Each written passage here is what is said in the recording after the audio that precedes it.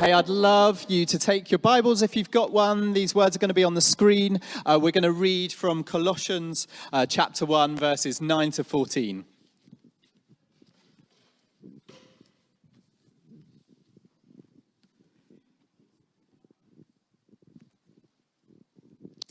Colossians 1, 9 to 14.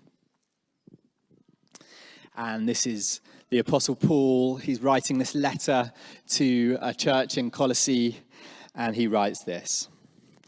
For this reason, since the day we heard about you, we have not stopped praying for you.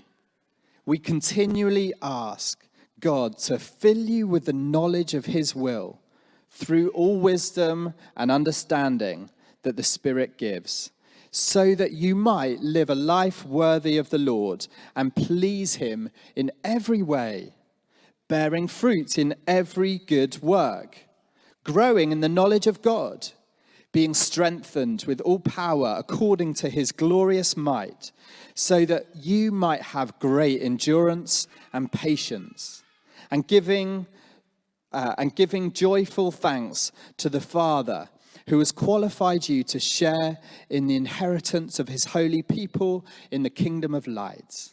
For he has rescued us from the dominion of darkness and brought us into the kingdom of the Son he loves, in whom we have redemption, the forgiveness of sins. My granddad, who I'm named after, Grandad Tom, he was a plumber and a carpenter and a church pastor, quite a combination of jobs. And one Christmas, he decided to make my parents a picnic bench, and he decided to get me involved. It wasn't just any picnic bench, it was going to be this beautifully made picnic bench that I remember was used for years and years after in our garden. And so Grandad decided that this was going to be the moment to show his grandson, who up until that point had showed very little signs of having any practical abilities or DIY knowledge whatsoever. This was the moment in which he's going to teach his grandson some skills. And so I remember for the first time being ushered into his workshop. This was like his sacred cave, his special place. I remember the smells of the sawdust. I remember all of his carpentry tools, his various saws and wood planes and set squares kind of hung up beautifully on the wall. I remember his workbench, and I remember his big fat hands that had clearly seen a lot more work than my hands.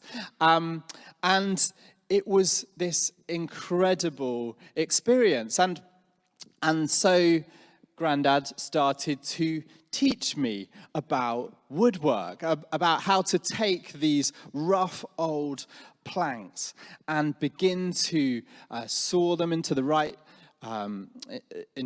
shape and fit them together and plane them and turn this old rough wood into this beautiful piece of garden furniture.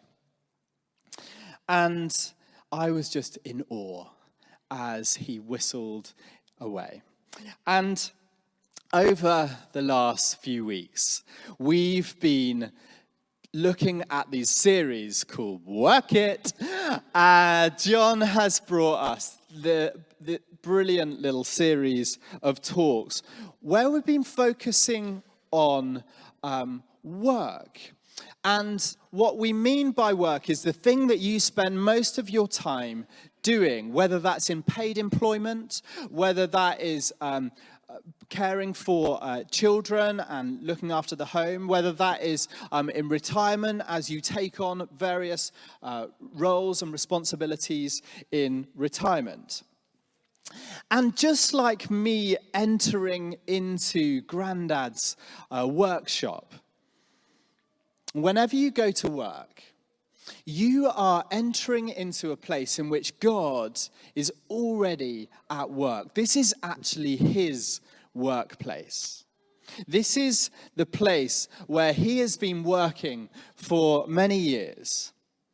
And just like my granddad, God wants to teach you and kind of school you in the skills that you'll need and give you the tools that you'll need in order to work effectively and to work really well for his purposes.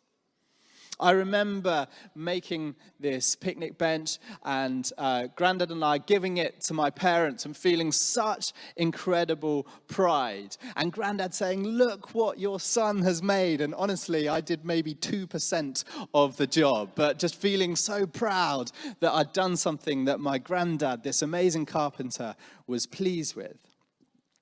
And in this little section of Paul's letter to the Colossians, he writes, that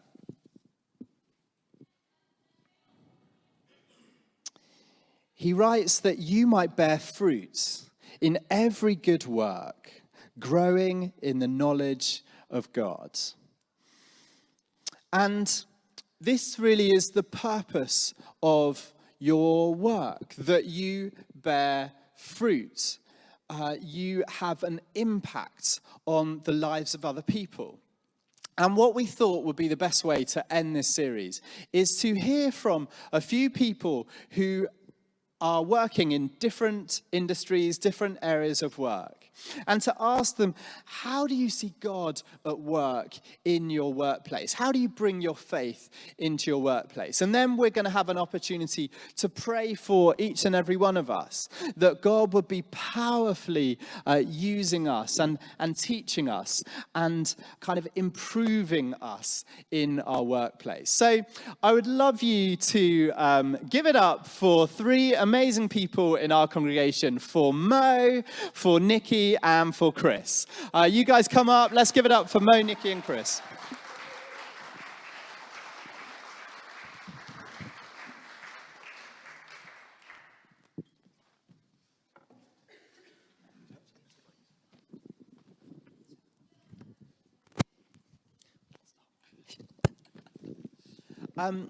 So thank you so much for being involved in our little panel this morning. Why don't each of you just firstly tell us who you are and what you do? My name is Mo, and I'm a midwife. So I got into midwifery many moons ago. I'm actually now retired, but still, you don't give up that part of your life. And I got into midwifery, actually, I went for an interview with Tear Fund because I felt I had a calling to be a missionary. It was either that or I felt called to just working abroad. I think it might have been more that. But I trained as a nurse, and they recommended that I also train as a midwife so I could be more useful. So that's how I went into midwifery. And very much it was about what resonated with me and what God had qualified me to do with you want to work where your giftings are. And for me, it was always about working with people and, just getting alongside them, and that element of care and compassion that I felt I could bring to it. And calm in the chaos, as it were. Yeah. Thank you, Mo. How about you, Nikki? Do you want me to talk, go into why? I can. Who you are and what you do. I'm Nikki. I'm a primary school teacher. And I didn't think I'd do it for as long as I have. I thought it'd just be one of many things that I do, because I like doing lots of things. But fortunately, primary school teaching is quite varied, so that ticks that box, and there's so many subjects that you have to cover in primary school, and never a dull moment. But my parents were trying to put me off becoming a teacher for most of my life, but it didn't work. I love being around children, and I've always sort of felt like I've got a gift in encouragement, so that is very much a part of what drew me to being around young people every day. Amazing. I'm Chris, and I work for a management consulting company. In particular, I work and lead their digital product teams. So typically we sit with leaders of companies, of products and brands that you use. We help them to think about their future and where they're going, and then how they create better digital experiences, products for all of you. Amazing. So, 3 weeks ago, John spoke about God's purposes for the workplace and how God is the original worker and how all of our work is in line with God's work of bringing order and benefit and creativity to other people. So how does that theme resonate with your various workplaces? I think the order bit, the order and the creativity bit is probably the what of what I do day to day. So order in the sense that people come to us and say, we're stuck, what do we do? And then we help them to unpick what's happened and put it back together in a way that is better for them and their company. The creativity part is in trying to make those things more pleasant, I suppose, more, you know, John talked about the sort of the beauty, the sort of the bells and the whistles, the nice things, the way in which something works has to be enjoyable, has to benefit lots of people. But I think as I was thinking about this, that almost seems to me to be the what, and it's, for me, in this context, it's more about the how, and that kind of the benefit piece. I think the way that plays out is how you do it, how you interact with people, how we make sure that we have fair representation. So a lot of the things that I do particularly involve lots of data, algorithms, data scientists, and in that you want to make sure that you've got fair representation. So if you train an algorithm just on one particular data set, then you're going to get a certain kind of set of answers. If you choose a broad data set that's representative of everybody in this room, you'll get very different answers, and that's often where things go astray. So I think that's just a sort of a, you know, it's not just what we do, but it's making sure that we understand how we do it and how that impacts people's lives. Yeah. Thank you, Chris. Yeah, order, benefit, and beauty. So I think, I mean, a lot of you understand what the role of a primary school teacher might be, or at least might feel like you have an understanding of it. And I think I see a really huge part of my job is about drawing out God's beauty in young people and drawing out their creativity, and for the benefit of for themselves and their lives, their future, their happiness and wholeness, but also for everyone's benefit, the benefit of society, our future generation, what they bring, what God's goodness can be drawn out of them for our, shared future. But also that order is a massive one. I think in so many ways, I'm trying to put order to chaos. I mean, young people are full of chaos. Just naturally, young people don't quite fully understand everything yet, and you're helping them to figure things out, put things in straight lines for them. But also, for a lot of children that I teach, I'm hoping and praying to create an environment that's a safe space for them, which might be the order in their chaotic homes and lives.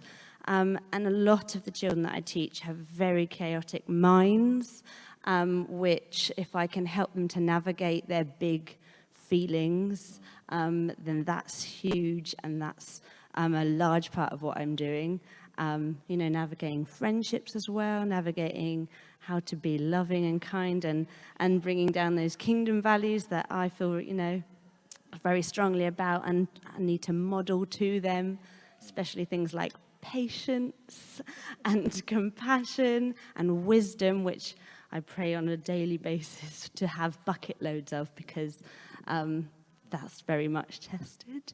But then to model that so they can also have that patience with each other and wisdom in the decision making that they are doing, and also on top of that, the order that they feel their place is in a chaotic world, and they see a lot of chaos around them, and from the news, from climate, global warming, from war to injustice to social media chaos that they see, and it's a bit daunting for young people, and I feel my role is to help them to feel a peace in this place, and it's sometimes tricky to not mention God when I'm around young people, because obviously I know that there is a real help of offloading this burden and offloading this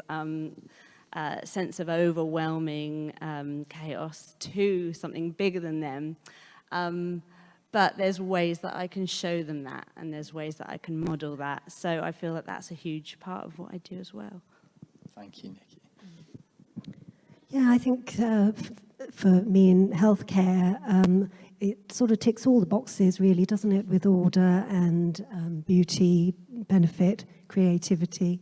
It's probably the most creative health profession out there, in that it involves, new life.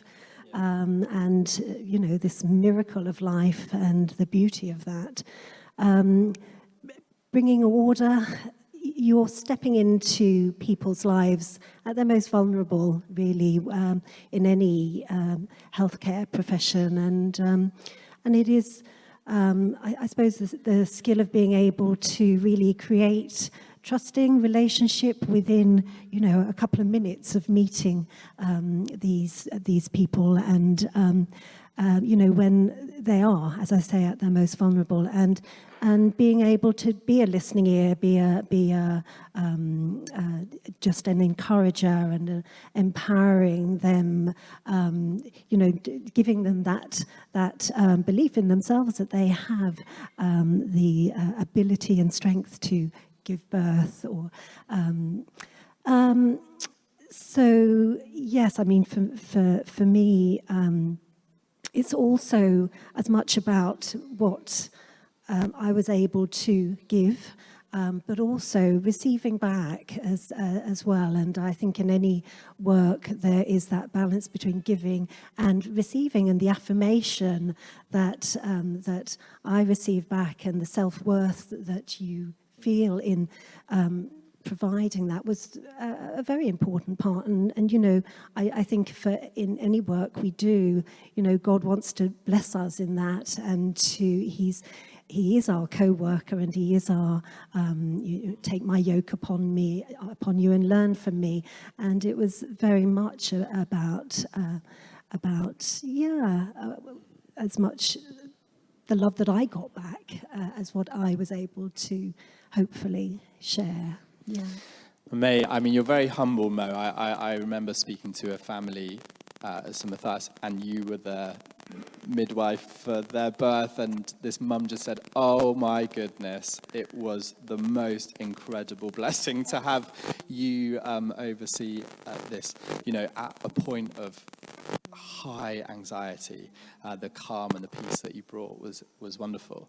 Blessing for me too. Now, I'd love to ask you how your faith impacts kind of how you work. John mapped this out a little bit for us last week. He talked about these 5 different things. Make good work, you remember, minister, grace and love, mold the culture. He spoke about being a mouthpiece for peace, truth and justice, and then a messenger of the gospel. All M's, very good, John. How does your faith impact how you work? I mean, it informs my life, so everything I do is informed by, growing in my faith, and you can't not bring that into your workplace. I think for healthcare, because, there's directives that you can't proselytize, you can't overtly witness, because that would be felt to be, sort of, getting at people at their most vulnerable. But then again, that's when they need God most, isn't it, really? But so it's very much about role modeling and about bringing that love and compassion. And also, I think for me, you come across every type of challenge in healthcare. You're faced with all the societal pressures and mental health issues, abusive relationships, safeguarding issues. And for me, I think a lot of the challenge of sort of being a Christian in that workplace is also being aware of your own prejudices and your own views and how to model that. So in a sensitive way. Yeah, I forgot the question now, you see. But very much about modeling and getting alongside and being open and not judgmental. You have to connect with that person where they're at in their most vulnerable. So being sensitive to that. I honestly don't think I would still be a primary school teacher if I didn't have my faith, because it takes so much out of me. And I've got a lot of respect for my colleagues who are doing the same job as me and don't have God, because where they get their deep wells of compassion and patience and wisdom and all the things that I pray for on a daily basis when I'm driving to work and in like desperation, please God, today let me have enough of your storehouses of the compassion and thank you, and all of your qualities, all of your patience, all of your the quick fire necessary wisdom that in the moment needed to make the right decisions. I've got so much respect for them, because I know that I'm, even with my faith, often overwhelmed, very overwhelmed, which through my relationship with God, I've learned God quite likes me being in that place, because when I'm at my weakest, he shows up the most. And I know that my role as a teacher is such a privilege, because I get to intercede for these children who might not have had any Christians in their lives up until me being their teacher. And the beginning of the year, so I'm getting emotional now because I feel so compassionate and connected to my kids. And every year at the start of the year, I get to know them, and I get to know their situations, and I get to know who they are. And I ask God to download his vision, his eyesight, how he sees these children. And that keeps me really going when it's tough and I see them really journeying big things. And it's my privilege to be able to talk to God on their behalf and pray in a lot of those massive issues and see even answer to prayers of, home issues becoming resolved, or learning difficulties, finding a way through, confidence issues, finding themselves again. So, for example, even this week, I'm really praising God for a lot of things, because there's a boy in my class who's really struggled with coming into school, has not enjoyed school, and I've spoken to his parents about it, and we know it's been a real sticking point. He's been really down about it, and he's over the last few weeks, he's got this joy again, and he's loving coming into school. Just this week, he was telling in front of the whole class, telling jokes as we were waiting to go into the swimming pool, and they were all laughing at him, and he felt like this warmth of people love me, and that was just absolutely, my heart was singing at that moment. My class this year are particularly chaotic, and they seem to get more and more chaotic each year, but this year's acutely hard. And it was Thursday night this week, and I got rudely awakened in the middle of the night by my 2-year-old who needed to come into our room. And I was thinking, I need the energy for the next day at school. God, will something good come out of this lack of sleep? And before I fell asleep, I had like a bit of a downloaded inspirational idea of what I could do with my class the next day, which some people might say was just a light bulb moment, but I was giving all the glory to God the next day when I put it in place, and it worked. And all the staff that come in and out of my room were looking at each other throughout the day on Friday, because it's never that peaceful, and there was silence when they were working. And that's those little sorts of things. I'm like, God, you're with me. And a lot of the people here know how much my job and the kids matter to me, and you've prayed with me alongside a lot of their needs and their issues, and that's huge, and that really makes a massive difference. And I've also felt encouragement from a lot of people here about bringing worship to work, and bringing worship on the way to work and on the way home from work. So singing before work, putting worship songs on in my classroom, changing the atmosphere, and bringing a lot of that peace into the room. All of that, I think, is where my faith comes in and helps with the job.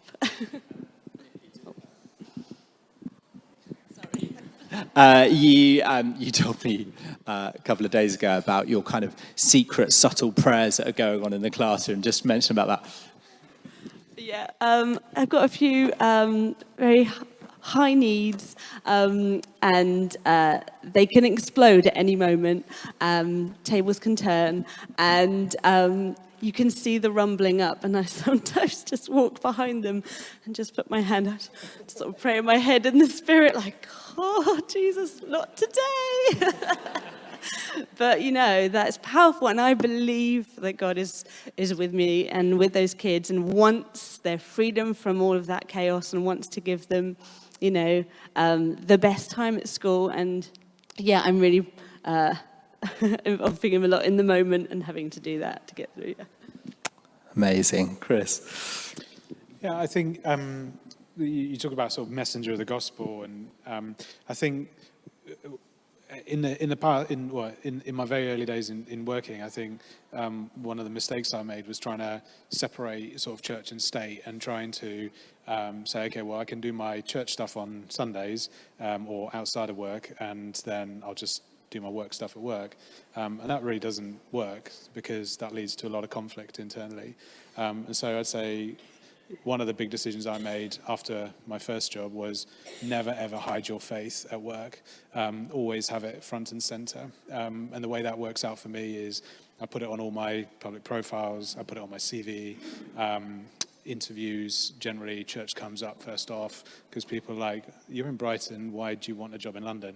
And so it's like, well, actually, so many years ago we started this thing, church planting down in Brighton, and so, what?